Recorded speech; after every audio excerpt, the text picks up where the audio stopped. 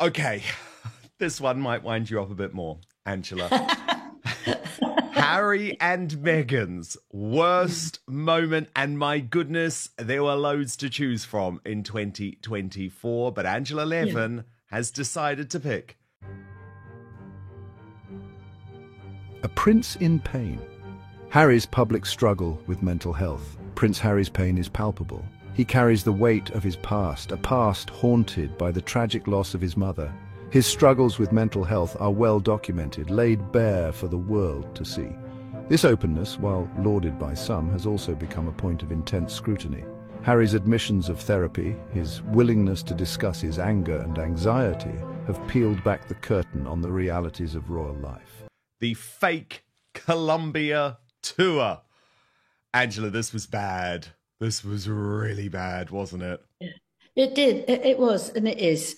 It took me quite a long time to think which one was I going to choose. There's so many. There were so many. I spent quite a long time looking at them, 20, 30, 40, 50 things that I could quickly offer you. But that one I thought was beyond phony. I thought that was being so crude and nasty, and Harry would know full well that that was not the way to behave when he wasn't a member of the royal family. And Meghan would know just as well that this was absolutely brilliant to try and knock them down and show that they're just as good, if not much, much better, trying to be royal than the old-fashioned ones back in London, which she doesn't want to put a foot in. So this was August 24.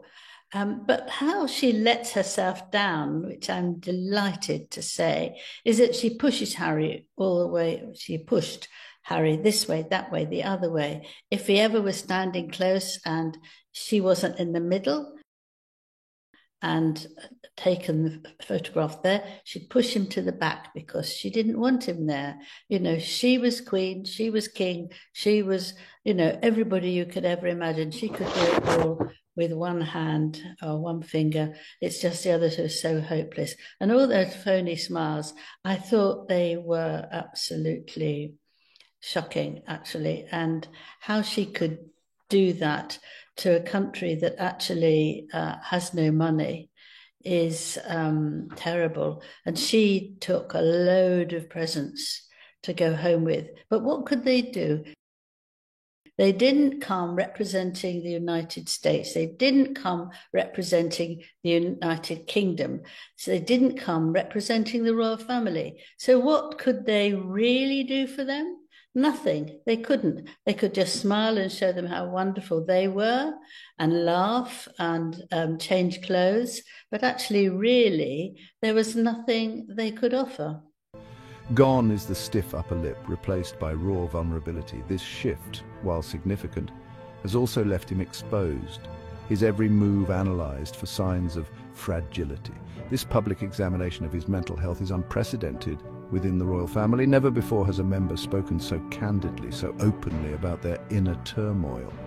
This rawness has resonated with many, but it has also drawn criticism, particularly... But Angela, I found this tour particularly instructive in terms of Prince Harry's mental health because they were photographed a lot, right? And so when he thought he was posing up for a picture, he was able to turn it on. But there were just so many images during this tour where he looked utterly miserable, completely overshadowed. And it really reminded me, do you remember Princess Diana and then Prince Charles's visit in the early 90s? I think it was to Seoul, South Korea. And it was just really when everyone knew that the strains in the marriage were there because they couldn't hide it anymore. Now, Harry can still hide it sometimes, but there was a lot of misery on this tour for him. Yes, it was. I mean, he did as he was told. That's more than he did when he was younger. Anyway, he did as he was told by his wife, but he felt that this was overwhelming and that he did look incredibly unhappy and sad. Now, this picture here is a very interesting one Oh, because yes. he was Oh, asking the woman in the yes. green trousers to help him to explain what was The going on. interpreter, yeah. Yeah, and they were actually laughing and having a nice time. Meghan apparently made sure they gave her the sack an hour or so later because she doesn't want to let him go out of her arms or her hands or her mum showed me a picture of her sort of digging her nails into his arm. I thought, all these things, he had to obey her. And I don't know now in this new year whether he would feel that he's had it now. He's not going to be told what to do. It's interesting, isn't it? Really interesting. Then, okay. You saw a man who was crumbling, didn't you? You saw a human. I don't know whether it had been a man or a woman, but when you see someone crumbling and that someone else is taking complete control of where they stand, where they move, how long they're allowed to speak to somebody, how quickly they must obey. You're no longer a proper human, are you? You feel that you've got no space to be you. As Harry's narrative has increasingly intertwined with his wife Meghan Markle. Meghan Markle's arrival in Harry's life was a whirlwind. Their romance captivated the globe, a modern fairy tale unfolding before our eyes. Yet whispers of trouble soon emerged. The fairy tale began to unravel. Some saw in Meghan a controlling force, a woman who isolated Harry from his family and his former life. Accusations of manipulation swirled, fueled by reports of strained relationships and Harry's own admissions of tension with his brother William. Indeed. And Angela, there was another sort of really fascinating part of this tour, which is the fact that Meghan was invited by the Colombian vice president, hard left woman called Francia Marquez.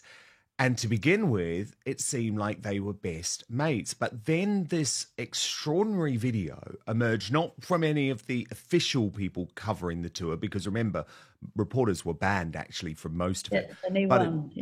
But instead from a citizen journalist. I just want to play it to you because it is this moment where Meghan appears to get too close to her husband. Yeah. And look at what happens. Yes. And then she turns her back and she's literally saying, stay away from my man. And it's quite an instructive moment. And again, we covered it here on Outspoken, Angela. I remember us having a discussion about it, but the mainstream media just ignored it. Yes. Well, that is because she does this all the time. I mean, she's very flirtatious. We don't know how far she's going to carry these things, and maybe not very far. But she knows how to do all the blinking and the winking and the smiling and roaring with laughter. She has this extraordinary way of laughing. If a man talks to her, she goes, as if it's absolutely the funniest thing she's ever heard in her life. So the man feels, oh, this is great, how nice of her. But it's not about that. It's to show that how, she's got to be wanted very much. And she likes to flirt. It's okay in lots of ways. Loads of us flirt at various levels at various times. But you don't do that when you're on even a sort of phony royal visit, do you? I mean, it's just not on. Well, especially not with the husband of the woman who has invited you there. And then you could just tell that Marquez was so frosty. She ended up being so frosty towards Meghan. It's like, yeah, this is what happens. You think this is a nice woman. No, she's not.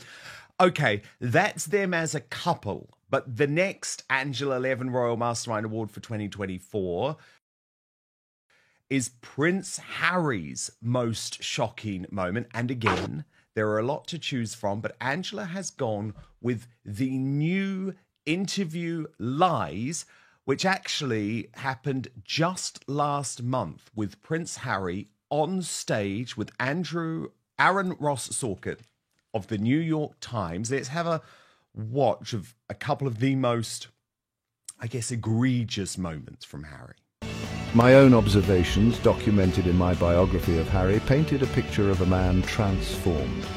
The carefree prince I had once known seemed replaced by a more guarded, even defensive figure. This change, for many, solidified the narrative of Meghan's control. The fallout from Harry and Meghan's departure from royal life was seismic.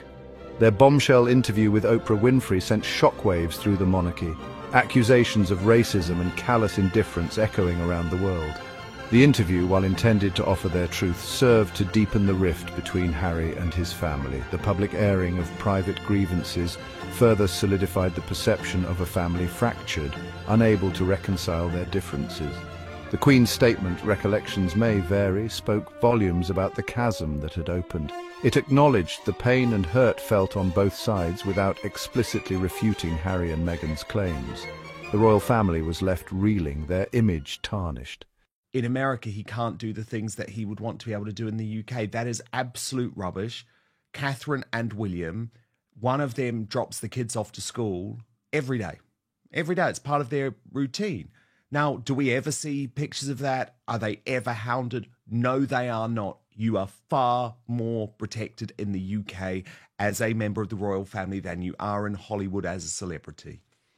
Yeah, there's lots of things there, actually. I mean, I was absolutely shocked because he couldn't stop himself from being extremely rude when he said, why aren't you doing it together? He said, because you asked me.